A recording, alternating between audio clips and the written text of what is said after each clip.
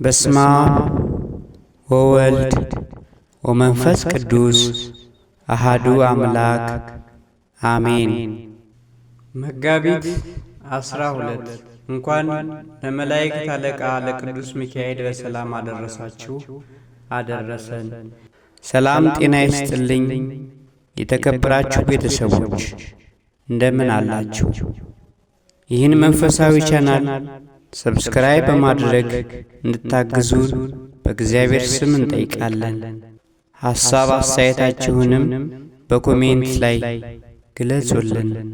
የእግዚአብሔር ቸርነትና ፍቅር፣ የእመቤታችን ቅድስት ድንግል ማርያም አማላጅነትና እናትነት፣ የቅዱሳን መላእክት ሰማዕታትና ጻድቃን ተራዳኢነትና ጥበቃ ከሁላችን ጋር ይኑር ለዘላለሙ አሜን። በዛሬው ዕለት የሚታወሱ በሕይወት ተጋድሏቸው ብዙ የምትማሩባቸው ቅዱሳንን እንደሚከተለው አቀርብላችኋለሁ። ሊቀ መላእክት ቅዱስ ሚካኤል።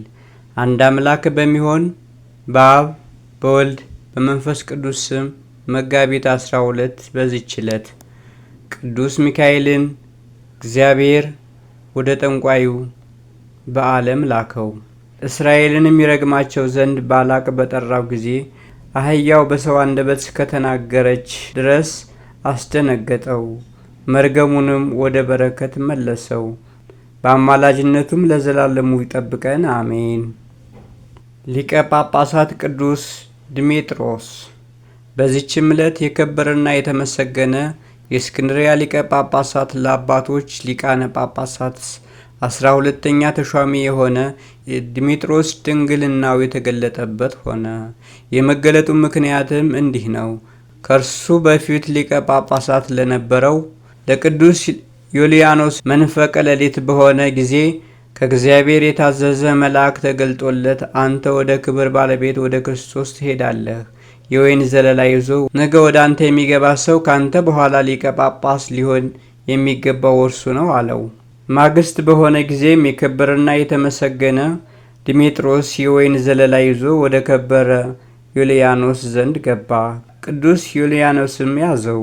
ከኔ በኋላ ሊቀ ጳጳሳችሁ እነሆ ብሎ ለሕዝብ አስረከባቸው። ስለ እርሱም የእግዚአብሔር መልአክ እንደተገለጠለት ነገራቸው። አባ ዮልያኖስም ባረፈ ጊዜ በወንጌላዊ ማርቆስ ወንበር ላይ ሊቀ ጳጳሳት አድርገው ሾሙት። በወንጌላዊ ማርቆስ ወንበር ከእርሱ በቀር ሚስት ኑራው የተሾመ የለም። ሰይጣንም በሰዎች ልቦና አደረ። በእርሱ ላይም በመናገር የሚያሙት ሆኑ። ስለዚህም ነገር ከእግዚአብሔር የታዘዘ መልአክ ለቅዱስ ድሜጥሮስ ተገልጦ እንዲህ አለው። ከሕዝቡ የሚያሙህ አሉና ከልባቸው ጥርጥር ልታርቅ ይገባሃል። ከሚስትህም ጋር ያለውን የገድልህን ምስጢር ልትገልጥላቸው ይገባሃል። አንተ ራስህን አድነህ በአንተ ምክንያት ሌሎች ይጠፉ ዘንድ አይገባህም። ቸር ጠባቂ ከሆንህስ ወገኖችህን ለማዳን ታገል። ማግስት በሆነ ጊዜም ይህም መጋቢት 12 ቀን ነው። የቁርባንን ቅዳሴ ቀደሰ። ሕዝቡንም እንዲጠብቁ እንጂ ከቤተ ክርስቲያን እንዳይወጡ አዘዛቸው። ደግሞ እሳትን እንዲያነዱ አዘዛቸው። ወደ ሴቶች መቆሚያም ልኮ ሚስቱን አስመጣት። ከስራው የተነሳ ሕዝቡ ያደንቁ ነበር፣ ምን ሊሰራ እንደፈለገ ሕዝቡ አላወቁምና። ከዚህም በኋላ ቅዱስ ድሜጥሮስ ተነስቶ ተንቀሳቀሰ። ከእሳቱ መካከል ገብቶ በመቆም እሳቱ እየነደደ በውስጡ ጸለየ። ከእሳቱም ፍም በእጁ ዘግኖ በልብሰ ተክህኖው ላይ አኖረ። በእሳቱ ውስጥም ቆሞ ለረጅም ጊዜ ጸለየ። በልብሰ ተክህኖው ውስጥ ያለ እሳትም አይቀጣጠልም። ከዚህም በኋላ ሚስቱን ጠርቶ ያንን እሳት በመጎናጸፊያዋ ውስጥ ጨመረ። ረዥም ጸሎትን ጸለየ። እሳቱም ከልብሶቻቸው ምን አላቃጠለም። ሕዝቡም አድንቀው እግዚአብሔርን አመሰገኑ። ሕዝቡም ይህን ሥራ በምን ምክንያት እንደሠራ ያስረዳቸው ዘንድ የከበረ ድሜጥሮስን ለመኑት። እሱም ከሚስቱ ጋር ያለውን ገድሉን ገለጠላቸው። ያለ ውዴታው እርሷም ጋብቻውን ሳትሻ እንዳጋቡት እንዲህም አለ። እነሆ በአንድነት እኛ 38 ዓመት ስንኖር በጋብቻ ሥርዓት ከተገናኘንበት ጊዜ ጀምሮ በአንድ አልጋ ላይ አንድ ልብስ ለብሰን እንተኛለን። ግን ወንዶች ሴቶችን በግብር እንደሚያውቋቸው ሴት እንደሆነች አላውቅም። በዚህ ሁሉ ዘመን በየሌሊቱ የእግዚአብሔር መልአክ ከሰማይ እየወረደ በክንፎቹ ይሸፍነናል። ይህንንም በዚህ ሁሉ ዘመን ከሰው ወገን ለማንም ከቶ አልገለጥኩም፣ ልገልጠውም ከቶ አልሻምና።